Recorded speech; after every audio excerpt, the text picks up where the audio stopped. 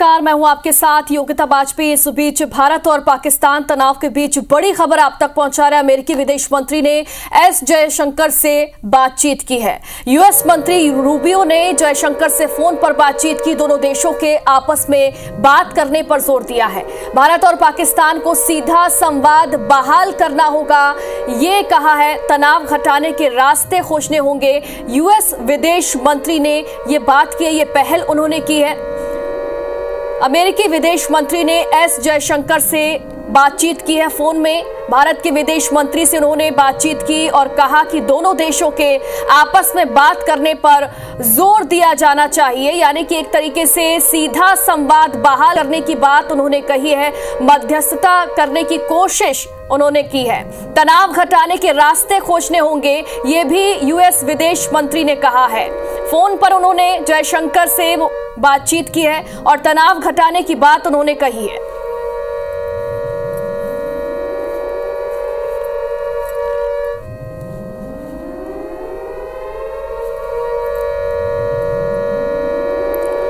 और जो भारतीय सेना ने प्रेस कॉन्फ्रेंस की थी उसकी 10 बड़ी बातें आपको दिखा रहे हैं। पंजाब के एयरबेस स्टेशन पर अटैक की कोशिश हुई, ये कॉन्फ्रेंस में जानकारी दी गई। रिहायशी इलाकों में पाक ने हमले किए, यानी कि आम लोगों को निशाना बनाया गया। पाकिस्तानी गतिविधियां उकसाने वाली हैं, यानी कि भारत को लगातार उकसाने की कोशिश की जा रही है। पाक की हर कार्रवाई का जवाब दिया गया है। भारत ने मुंह तोड़ जवाब दिया है। नागरिक विमानों की आड़ लेकर पाकिस्तान ने हमला किया, यानी कि कल जो कॉन्फ्रेंस हुई थी उसमें जो जानकारी दी गई थी कि एयरबेस को खोल दिया गया था ताकि जो भारत है वो जवाबी हमला ना कर सके। जम्मू कश्मीर के 5 इलाकों में पाकिस्तान ने कई हमले किए। ये भी कहा कि हम तनाव नहीं बढ़ाना चाहते। पाकिस्तान ने हमला किया और हमने उसका मुंह तोड़ जवाब दिया है। तो प्रेस कॉन्फ्रेंस की ये बड़ी बातें। श्रीनगर में 26 से ज्यादा जगहों पर हवाई घुसपैठ हुई। पंजाब के एयरबेस स्टेशन पर अटैक की कोशिश भी की गई, ये भी सेना ने जानकारी दी है। और पाकिस्तान लगातार रिहायशी इलाकों में हमले कर रहा है, आम लोगों को निशाना बना रहा है। और अब हमारे साथ मेजर दिलीप अवस्थी जुड़ गए हैं और 71 के युद्ध में भी वो शामिल रहे हैं। दिलीप अवस्थी जी, सबसे पहला सवाल आपसे यही है, 1971 के युद्ध में आप शामिल थे और अब जो हालात बन रहे हैं, जिस तरीके से पाकिस्तान लगातार हमले कर रहा है, भारत उसका मुंह तोड़ जवाब भी दे रहा है, लेकिन जो झूठ बोले जा रहे हैं, सेना ने अभी कॉन्फ्रेंस की थी और बताया था कि जो दावे किए जा रहे हैं, ब्रह्मोस की जो फैसिलिटी है उसे तबाह करने का दावा किया गया था, लेकिन वो दावा भी झूठा साबित हुआ। अब क्या लगता है कि अब कैसे हालात बनेंगे?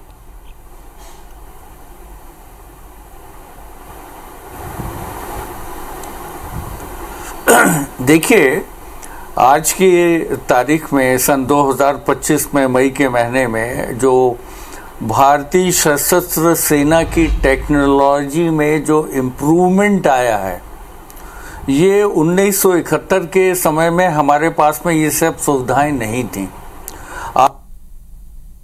जो जिस किस्म की हरकतें कर रहा है और जो गुरदासपुर, अखनूर, इसके बाद में आप चले जाइए बीकानेर साइड, गंगानगर साइड, आप बाड़मेर के साइड में चले जाइए, तो वहाँ पर ये जो बार बार अटैक करने की कोशिश कर रहा है, ये 1971 की पैटर्न जो कि आज की तारीख में 50 साल पुराना है की लाइन पे युद्ध लड़ने की कोशिश कर रहा है।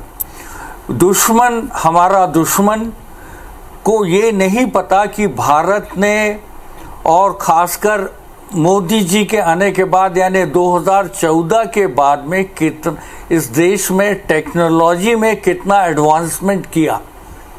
1971 का युद्ध हम लोग लड़ते थे 7.62 राइफल और एक कार्बाइन नाम की थी जो AK-47, बाद में AK-47 ने जिसको रिप्लेस किया।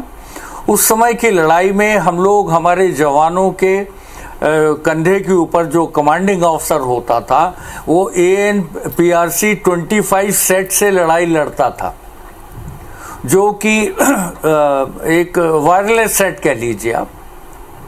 आज की तारीख में हमारे डीआरडीओ की इस समय प्रशंसा की जानी चाहिए। उसने इतने अच्छे टेक्निकल और इंस्ट्रूमेंटल एडवांसमेंट किए हैं कि जिसके के कारण आज हम जो बातें कर पा रहे हैं और पाकिस्तान के लाहौर में, सियालकोट में, सरगोदा में, कराची में उनकी मिसाइलों को तबाह कर रहे हैं, उनकी जगह में उनको पिन पॉइंट करके मार रहे हैं। और पहलगांव के आतंकियों के ठिकाने को जो हमारी सशस्त्र सेना ने जिस तरीके से उनको नेस्ता नाबूद किया है, ये इस सब की कहानी के पीछे भारतीय सेना के मनोबल, साहस और ट्रेनिंग को की प्रशंसा तो की जानी ही चाहिए, मगर इसके साथ में हमको ये कभी नहीं भूलना चाहिए कि ये सब क्यों हो रहा है, कैसे हो रहा है। और हम आज की तारीख में एक सुप्रीमेसी लेके एक ऊपर की, जैसे कि एक पहाड़ की चोटी पे बैठ के सारा युद्ध देख रहे हैं, या ये कह लीजिए कि ये वो गीता, अपनी जो भगवत गीता जी है, भगवत गीता के रूप में जैसे संजय युधिष्ठिर को युद्ध का पूरा वर्णन सुनाया करता था। आज हमारी ये जो प्रेस है, हमारे जो स्टूडियोज हैं, बड़े बड़े चैनल्स हैं, ये हमको ये जो रोज की जानकारी दे पा रहे हैं, कैसे दे पा रहे हैं? ये दे पा रहे हैं इस टेक्नोलॉजी के इम्प्रूवमेंट से। जी दिलीप जी, जैसा कि आप बता रहे हैं कि पाकिस्तान जो है, दुर्योधन भी था। जी दिलीप जी, जैसा कि आप बता रहे हैं कि पाकिस्तान जो है वो पुराना पैटर्न फिर से इस्तेमाल कर रहा है, यानी कि चाहे तकनीक की बात हो और संसाधनों की बात हो, उसमें पाकिस्तान जो है वो भारत से कई गुना पीछे इस वक्त चल रहा है, लेकिन उसके बावजूद भी अपनी हरकतों से बाज नहीं आ रहा है। साफ तौर पर पाकिस्तान के लिए ये डरने का विषय है। वो डरने का, पाकिस्तान ने सिर्फ एक ही चीज सोच रखी थी कि हमारे पास में एटम बॉम्ब, यानी उन्होंने जो उनके प्रोफेसर क्या हुसैन साहब थे, क्या नाम था, जिन्होंने एटम बॉम्ब पाकिस्तान के लिए बनाया, नॉर्थ कोरिया के लिए भी उन्होंने ही एटम बॉम्ब बनाया था।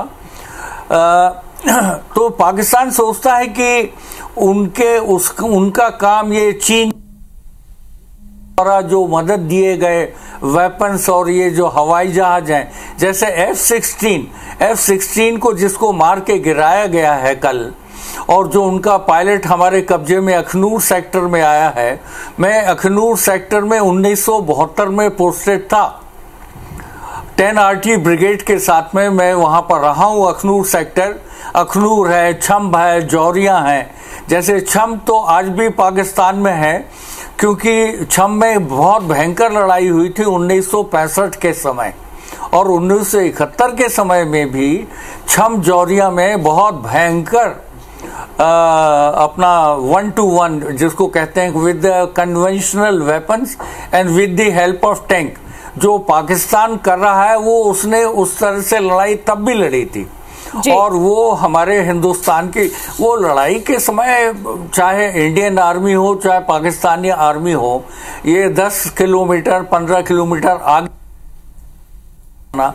ये सब एक टैक्टिकल मूव हुआ करते हैं, और जिसको कि ध्यान में, जिसके बेसिस पे हम फौजी लोग युद्ध करते हैं और दुश्मन के छक्के छोड़ाते हैं। मगर आज 2025 के समय में अगर आप देखें और सोचें कि ये जो पिछले 4-5 दिनों से जो हो रहा है, और हिंदुस्तान एक के बाद उनकी मिसाइलें आसमान में ही गिरा देता है। जी, ये क्यों गिरा देता है, कैसे गिरा देता है? जी, क्या ये टेक्नोलॉजी तब नहीं थी, मगर उतनी एडवांस नहीं थी। जी। उस समय हमारे आर्टिलरी के पास में, हमारे आर्मर्ड के जो टैंक्स थे आज से 50 साल पहले, वो जो हमको जो फॉरेन कंट्रीज में नहीं बनते थे, अब तो इंडिया में ही सब चीजों का निर्माण होता है। हमारे जबलपुर में गन कैरियर फैक्ट्री में इन तोपों का 155 मिलीमीटर गन हो, दिलीप जी, या एक सवाल ये भी बनता है कि जैसे पाकिस्तान है इन चीजों का। पाकिस्तान की जो हालत है अब वो बदहाल हो चुकी है, चूंकि उसका जो एयर डिफेंस सिस्टम है वो भी हम तबाह कर चुके हैं। लगातार उसकी जो मिसाइल अटैक है उन्हें भी ध्वस्त किया जा रहा है। अब पाकिस्तान के पास बचा क्या है? हाँ जी, पाकिस्तान के पास में कुछ नहीं बचा सिवा बकवास करने के और गाली देने के। उनके पास में ये नहीं कि हम एटम बम का इस्तेमाल कर देंगे। हम अबे उसके लिए साले गूदा होना चाहिए उसके, ये सब एटम बम चलाने के पहले। ये जो बाकी देश हैं, अमेरिका है, ब्रिटेन है, फ्रांस है, सब यूएई है, और जो बाकी कंट्रीज जो रूस है, ये जो कंट्रीज क्या ये तुम्हारा मुंह देखते रहेंगे? आज रूस और यूक्रेन का युद्ध चल रहा है, 3 साल 4 साल होने को जा रहे हैं। इन दोनों देशों के पास में न्यूक्लियर वेपन्स हैं, मगर उनका इस्तेमाल उन्होंने आज तक किया क्या? नहीं किया। क्यों नहीं किया? तो पाकिस्तान जब इस किस्म की गीदड़ भभकी हिंदुस्तान को देता है तो उसको ये नहीं मालूम और वो ये भूल जाता है कि ये जो पाकिस्तानी न्यूक्लियर वेपन्स हैं उनकी डिस्ट्रक्शन करने की, उनकी विध्वंसक करने की लिमिट क्या है, और क्या वो हमारे भारत की सीमा में आ सकेंगे? जो उनका हमने जो पूरा जो डिफेंस का सिस्टम तोड़ के आज रख दिया है, उनकी कमर तोड़ के रख दी है। क्या आप सोचते हैं कि पाकिस्तान जब वो उन एटम बम गिराने के लिए या एटमी युद्ध छेड़ने के लिए आपको मिसाइल्स का प्रयोग करना पड़ेगा, और जो हमारे भारतीय सशस्त्र सेना के जो जवान, जो ऑफिसर्स वहाँ बैठे हुए हैं, जो उनके एक एक टारगेट को, इस चीज की इजराइल ने भी आज भारत की तारीफ की है कि 100% सफलता मिसाइल्स डिस्ट्रॉय करने की इंडिया ने की है, और उसके लिए इजराइल ने भारत को शाबाशी दी कि इजराइल जैसा देश जहां पर इस किस्म की चीजें बहुत पहले से अवेलेबल थी, वो भी कभी 100% सफल। तो जब ये जो पाकिस्तान हमारा दुश्मन देश मैं बोलूँगा, जो हमारा दुश्मन देश है, जो हमारे साथ इस किस्म की कायराना हरकतें करता है, और जब हमको हमारा जो भारतीय नागरिकों का, भारतीय सेना का मनोबल गिराने की बात करता है, तो उसके पास में आज की तारीख में सिवा एटम बम करने के कुछ नहीं रहा है। ना तो वो आर्थिक रूप से सक्षम है, कटोरा लेके इस दुनिया के सामने खड़ा हुआ है। चीन के वेपन्स, जो चीन की मिसाइलें इंडिया में गिरी हैं, आके जो ब्लाइंड्स गिरे हैं, मिसाइल्स नहीं गिरी हैं, वो ब्लाइंड्स हैं। वो ब्लाइंड्स, उनको हम लोग फौज की भाषा में ब्लाइंड्स कहते हैं। उन मिसाइल्स को हवा में ही डिस्ट्रॉय कर दिया गया, और वो जब जमीन पे आई हैं, वो आप लोगों ने टीवी में इन चीज़ों को देखा होगा, उन मिसाइल्स को देखा होगा, और जिसको कि हमारा एंटी बॉम्ब स्क्वाड जो है, एंटी बॉम्ब स्क्वाड ने फिर उनका बाद में डिस्ट्रॉय किया है, डिस्ट्रक्शन किया है। तो पाकिस्तानियों को तो चीन से मिसाइल्स तो मिल गई, मगर उनको चलाना अभी भी नहीं आया। उनको F-16 plane, one of the best planes of America है, जिसको कि आज भारतीय और अमेरिका की इजाजत के बिना कभी पाकिस्तान F-16, इसके पहले एक F-15 नाम का प्लेन भी हुआ करते थे। F-15 के बाद में F-16 आया, उसके तो F-16 प्लेन जो पाकिस्तान को अमेरिका ने दिए थे, उनकी भी जो क्षमता जो आज हमारे पास में राफेल है, और भी जो हमने अपने देश में खुद भी भारत ने अपने हिंदुस्तान एरोनॉटिक्स लिमिटेड में जो नए नए प्लेन्स बनाए हैं, और उनके अंदर जो ये जो टेक्निकल एडवांसमेंट के वो जो साधे की दुश्मन कैसे आता है, कहाँ से आता है, किस जगह से उड़ा और कितने हजार की फीट पे पहुंचा, और उसके उस मिसाइल्स को, उसके उस प्लेन को हमको कैसे नष्ट करना है, ये टेक्नोलॉजी में भारत आज उनसे बहुत आगे है। बिल्कुल दिलीप जी, हम पाकिस्तान से कई गुना आगे, हमारे पास संसाधन है, उनका डिफेंस सिस्टम भी हमने डिफ्यूज कर दिया, हमने तबाह कर दिया है। और इसी के साथ देखिए जो पाकिस्तान है वो गीदड़ भभकियां भी लगातार दे रहा है, यानी कि रस्सी जल गई लेकिन अकड़ अभी भी नहीं गई है। भीख मांगने की नौबत यहां पर आ गई, लेकिन उसके बावजूद भी पाकिस्तान जो है वो अपनी हरकतों से बाज नहीं आ रहा है। भारत में ऑपरेशन सिंदूर जारी है, तो वहीं दूसरी ओर पाकिस्तान में पीएम जो है शहबाज शरीफ, वो थोड़ी ही देर में पाकिस्तान को यानी कि अपनी आवाम को संबोधित करेंगे, देश को संबोधित करेंगे पाक पीएम। ये पहली बार होगा जब से ये सैन्य कार्रवाइयां चल रही है, भारत और पाकिस्तान एक दूसरे के खिलाफ जो सैन्य कार्रवाई कर रहे हैं, उस बीच ये पहली बार होगा जब पीएम शहबाज शरीफ जो है वो अपनी आवाम को संबोधित करेंगे। अब से थोड़ी ही देर में वो पाकिस्तान को संबोधित करने वाले हैं, क्या कहेंगे ये देखना होगा। देश को संबोधित वो करेंगे, अपनी आवाम के नाम वो संदेश देंगे, क्या कहते हैं। इससे पहले भी संसद में शहबाज शरीफ ने कई सारी बातें कही थी जब पहली बार अटैक किया गया था।